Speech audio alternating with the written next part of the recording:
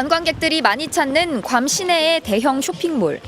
아동복 매장을 찾는 손님 중 상당수는 출산이 임박한 한국인 산모들입니다. How many Korean mothers, pregnant mom? Oh, there's a lot. Always every day we assist a lot. They always shop here, or Korean mom. 현지 관청에도 매일 한국인의 발길이 이어지고 있습니다.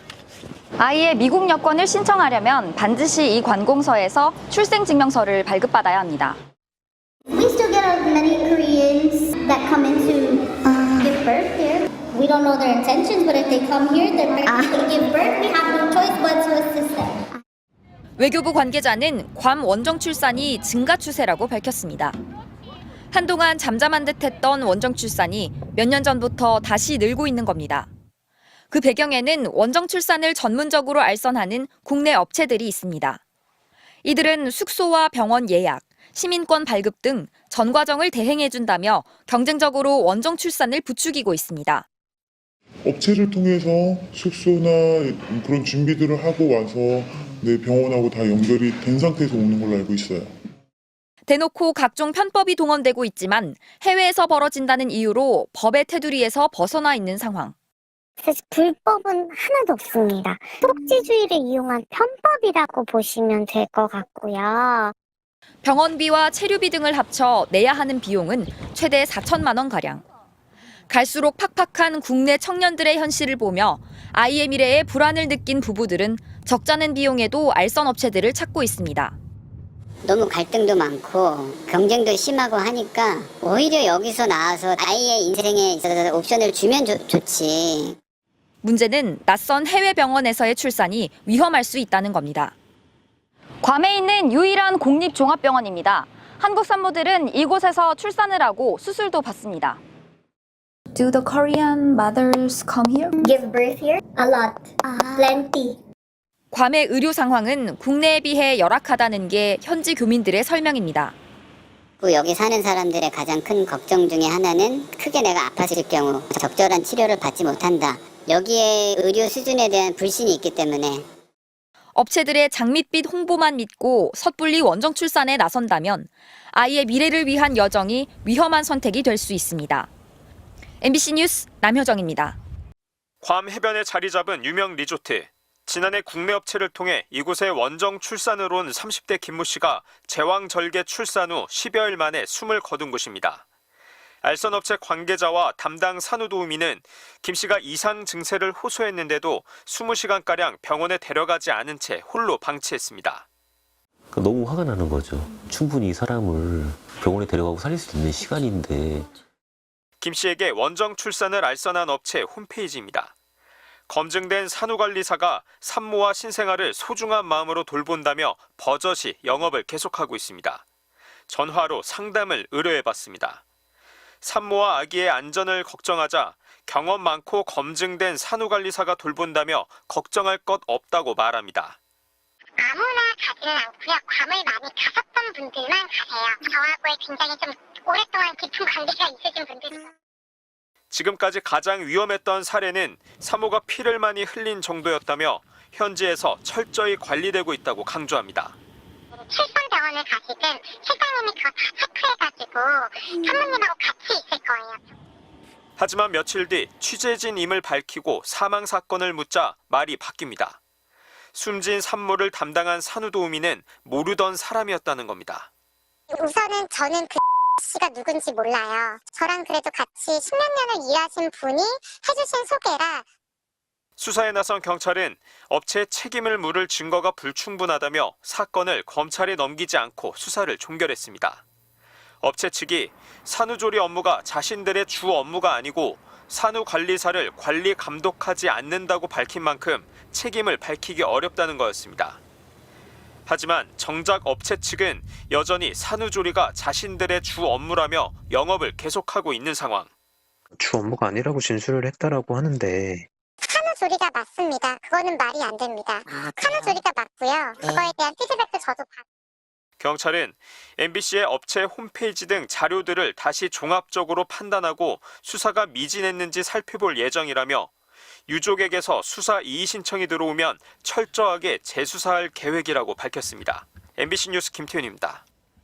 연중 내내 온화한 날씨와 아름다운 해변을 갖춰 해외 관광객들이 휴양지로 많이 찾는 서태평양의 섬 괌. 이 섬의 전망 좋은 바닷가에 위치한 유명 리조트에서 지난해 7월 30대 김모 씨가 숨진 채 발견됐습니다. 현지 병원에서 출산한 지 12일째 되던 날이었습니다. 많이 안 좋으니까 들어와 보셔야 될 것 같다라고 해서 저는 진짜 많이 아픈 줄 알았죠. 미국령인 괌 이민을 준비하고 있던 김 씨는 출산을 한 달 앞두고 남편과 함께 괌으로 향했습니다. 괌 원정 출산을 알선하는 국내 업체를 통해서였습니다. 괌에서 부인과 함께 지내던 남편은 중개업체가 고용한 산후도우미가 24시간 산모를 곁에서 돌본다는 말을 믿고 업무를 위해 먼저 국내로 돌아왔습니다. 10년, 20년 된 베테랑 산후도우미시고 안전에 대해서도 걱정 안 하셔도 된다라고 수차례 얘기를 했기 때문에 또 믿고. 그런데 출산 열 하루 뒤 남편은 산모에게서 몸에 이상 증세가 있다는 메시지를 받았습니다. 약을 먹어도 두통이 사라지지 않고 눈도 잘 보이지 않는다는 거였습니다. 남편은 산후도우미와 현지 관리인에게 여러 차례 연락해 부인을 빨리 병원에 데려다 달라고 요청했습니다. 한테 연락을 해가지고 지금 와이프가 많이 아프니까 지금 빨리 가서 병원 좀 데려가야 될 것 같다라고 먼저 통화를 하고. 하지만 다음날 오전 9시쯤 산모는 리조트 방에서 홀로 숨진 채 발견됐습니다. 밤새 산모 곁에는 아무도 없었고 숨질 때까지 산모는 병원에 한 번도 가보지 못한 상태였습니다. 지금 죽었대요. 어떻게 손을 쓸 수가 없어 지금. 그때로 왔는데. 어떻게 못 살려요, 어떻게. 현지 부검 결과 나온 사인은 폐색전증 및 혈전증, 제왕절개 후 발생 위험이 있어 국내에서는 출산 후 의료 인력이 일정 기간 면밀히 확인하는 증상입니다. 하지만 숨진 산모는 현지 병원에서 제왕절개 출산 바로 다음 날 퇴원 조치된 뒤 의료 인력이 없는 리조트에서 지내왔습니다. 전출산을 해서 하루나 이틀 만에 퇴원을 하게 된다면 그런 의료적인 케어에 벗어났기 때문에 혈전증과 색전증은 조기에 발견을 해서 조기에 치료가 들어갈수록 산모 예후는 굉장히 달라질 수 있습니다. 안전하다는 알선 업체의 말만 믿고 위험한 원정 출산에 나섰던 남편은 모든 게 후회스럽기만 합니다. 둘이 나가 살 수도 없고 이제 와이프 없음으로써 이제는 모든 게 다 불가능해진 거죠. 시민권도 무의미해진 거고 모든 게 다 한순간 엉망이 다 돼버린 거죠. 행복하게 저갈 수 있는. MBC 뉴스 김태윤입니다. 산모 김 씨가 숨진 괌 리조트는 출산을 한 병원에서 자동차로 불과 5분 거리에 있는 곳이었습니다. 이곳은 사망한 여성이 살았던 숙소입니다. 당시 이곳에서 무슨 일이 있었던 건지 확인해 보겠습니다. 산모의 남편이 알선업체 측에 처음 도움을 요청한 건 산모가 몸에 이상 증세를 호소한 당일 낮 12시쯤. 연락을 받은 도우미는 몸살 감기에 산후 우울증 같다며 별일 아니라는 식의 메시지를 보내왔습니다. 깊게 주무시니까 일어나면 전화드리라고 한다라고 해갖고 또 믿고. 하지만 부인과 연락이 완전히 끊기자 불안해진 남편은 다시 도우미에게 연락해 산모의 상태를 확인해 줄 것을 요청했습니다. 숨진 김 씨의 방과 산후도우미가 아기를 데리고 자던 방은 이렇게 몇 발짝 떨어진 거리였습니다. 그럼에도 다음 날 아침까지 산모는 산후도우미의 돌봄을 받지 못했습니다.